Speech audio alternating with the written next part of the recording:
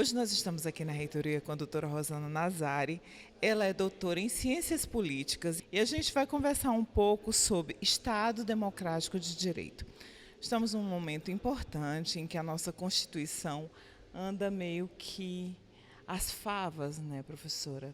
Então, eu gostaria de... A minha primeira pergunta para a senhora é: o que é Estado Democrático de Direito?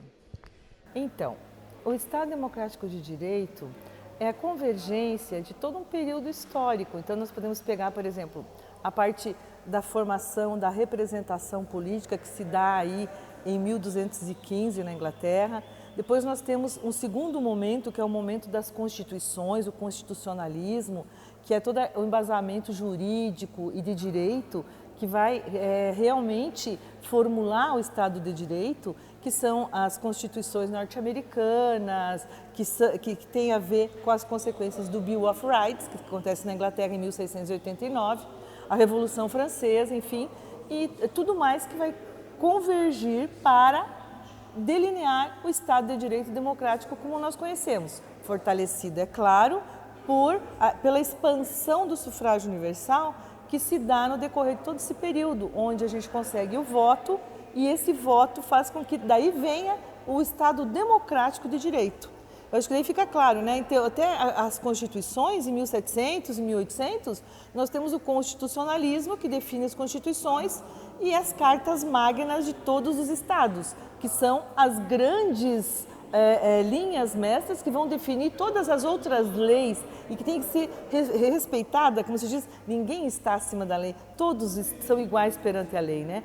E daí, a partir da Revolução Francesa, a partir desses momentos, é que surge também a expansão do sufrágio, que vai se dar no século XIX principalmente e XX, onde nós vamos ter a expansão do voto das mulheres, dos negros, dos analfabetos e as conquistas todas como a gente conhece. Então são três vertentes que fundamentam o Estado de Direito democrático. Professora Rosana, existe uma pequena nuance de diferença entre Estado de Direito e Estado Democrático de Direito. A senhora poderia falar um pouquinho sobre essa diferença, a importância dela, atrelada à Constituição de 1988 também, que é todo um processo histórico, como a senhora já nos falou? Então, nós colocamos que até a formulação das cartas e da Declaração dos Direitos Humanos, nós temos aí um processo todo histórico da formação dos direitos, que caracteriza e vem junto com o Estado de Direito Democrático. Porque conforme as democracias elas vão ascendendo e tomando os espaços e as populações, a partir dessa cidadania, passam a participar mais e demandar mais coisas do Estado e a sociedade se fortalece, a sociedade civil como um todo, daí nós vamos ter um avanço das democracias. Então são momentos que vêm atrelados, vêm junto com os avanços constitucionais, com os avanços da cidadania em si mesmo. E a questão dos direitos, ela tem assim o grande ápice em 1948, com a Declaração dos Direitos Humanos, em que a gente aí tem um reconhecimento mundial de que o homem ele tem todo o direito de ter uma boa moradia, ter uma vida saudável, enfim, todos os direitos, habitação, saúde, transporte, alimentação, que os seres humanos todos precisam, pelo menos, das questões materiais básicas. E as constituições dos países, elas garantem essas condições materiais básicas para o cidadão. Resta que essas democracias que nós conseguimos, as duras penas, aqui no Brasil também, que são aliadas a conquistas de lutas de classes, de trabalhadores, de pessoas, das mulheres, dos negros, dos homossexuais e tal, que nós consigamos manter esses direitos conquistados, que isso é um momento muito importante, porque nós temos uma fragilidade democrática na América Latina em função de como ela é novinha aqui ainda entre nós, diferente dos países europeus e dos Estados Unidos e outros países em que a democracia já é forte, tem as instituições bem fortalecidas. Nós ainda, eu sempre dizia, assim, América Latina, as democracias são frágeis, nós corremos os riscos dessa democracia frágil, porque nós temos uma cultura política muito perversa, que ela acaba por competir para o fortalecimento da democracia de forma negativa. Então, nós precisamos manter esses direitos conquistados, avançar muito mais na área da educação, saúde, enfim, todas as coisas que o ser humano precisa para ter uma vida saudável e alegre. Professora, quais são os princípios fundamentais e as características que dão base ao Estado democrático de direito?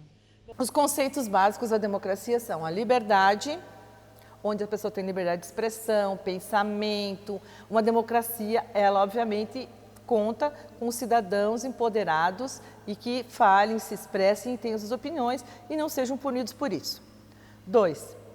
Igualdade. Que tenhamos as mesmas oportunidades, então, nesse sentido, é importante observar as coisas que podem dar essa oportunidade, né? Então, tudo que for fomentado para que iguale as pessoas é positivo. Então, a universidade pública, a educação pública, a saúde pública, universal para todos, tudo que garanta que todos possam participar é importante. Então, a igualdade de oportunidades, tá? Porque não adianta você partir para uma meritocracia, coisa que não pode existir em uma sociedade desigual. Então, segundo. Terceiro, o respeito às leis. Saber que todas as coisas que estão por aí, as nossas praças, as nossas escolas, são públicas e são de todos nós, e nós temos que respeitar esses espaços. E respeitar também as leis, principalmente as leis. Tá? Então, nós temos nossos deveres e direitos. Os deveres também são importantes da gente ter bem claro. Tá, igualdade, liberdade e solidariedade, porque a solidariedade são os laços invisíveis, são esses laços que promovem uma sociedade mais justa, igualitária e vem reforçar todas as outras coisas. Então, é uma solidariedade que tem a ver com uma confiança maior entre as pessoas, uma cooperação maior e, por fim, a participação de todos no processo político, porque é dele que depende toda a nossa vida. É muito importante que o povo saiba disso, né, professora, porque nós estamos todos embasados numa lei, na Constituição, que é a nossa carta maior. A nossa carta magna é quem nos rege, é a quem nós temos que seguir com os nossos direitos e deveres. E pensando nisso, professora Rosana, qual é a relação que existe entre o Estado democrático de direito e os direitos humanos? É assim, a construção ela se dá em conjunto, né? Porque se você pega o Estado, historicamente, o Estado é uma construção que vai também pegar muitos exemplos da própria igreja, do sistema eclesiástico, das dioceses, da hierarquia, dos ministros, dos bispos, toda aquela coisa. Então, o Estado, ele se dá a partir de uma cópia da igreja, que teve uma época que a igreja tinha muito poder na época medieval. Então, nós temos o Estado, a construção do Estado, que vem junto com os direitos. Conforme o direito vai avançando, as pessoas vão tomando consciência da sua cidadania, a pressão democrática aumenta, então ela vem em conjunto, né? Em alguns momentos mais para a linha constitucional dos direitos e da legalidade, das questões das normas para a gente viver em sociedade, e em alguns momentos com movimentos políticos importantes, de enfrentamento, de ir para as ruas. Eu sempre digo que se tem alguma coisa que qualquer governo tem medo mesmo, é do povo na rua, né?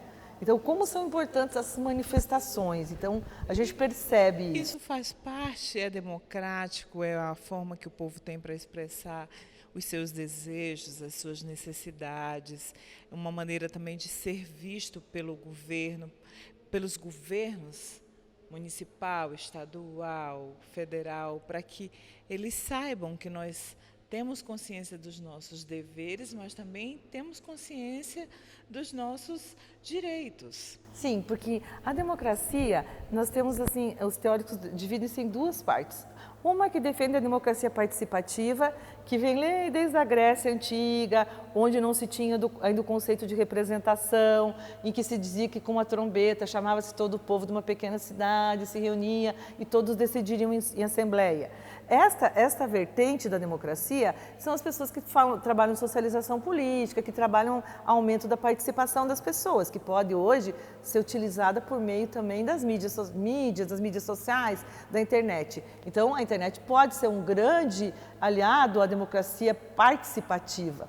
E a outra vertente que aprimora os mecanismos de representação, que são contas e engenharias matemáticas e engenharias políticas que vão dar conta de quantos deputados por região, quantos mais vão representar a gente em tal determinado momento, porque esse tipo de fala, ele diz o seguinte, que nem todos vão estar toda hora à disposição do Estado ou tem tempo para participar da política. Então eu faço um cheque em branco para alguém me representar. Então aquele parlamentar que está lá, ele está te representando nas câmaras baixa e alta e também em nível estadual e municipal. Então é muito bem formulado o processo, as instituições políticas são muito concretas e aqui no Brasil nós estamos vendo isso, né? Essa força e também a importância da divisão dos poderes onde se cuida, né? Quem legisla, quem executa e quem realmente vai julgar as leis, né? E essas três poderes, eles têm que estar muito bem alinhados e fortalecidos, porque uma democracia ela exige instituições fortes, inclusive sindicatos e partidos políticos fortes, né? E isso é importante também. Professora, muito obrigada. A TV Imago agradece a sua presença aqui conosco e sempre que precisar, saiba que a nossa casa está de portas abertas. Obrigada. Eu que agradeço a oportunidade.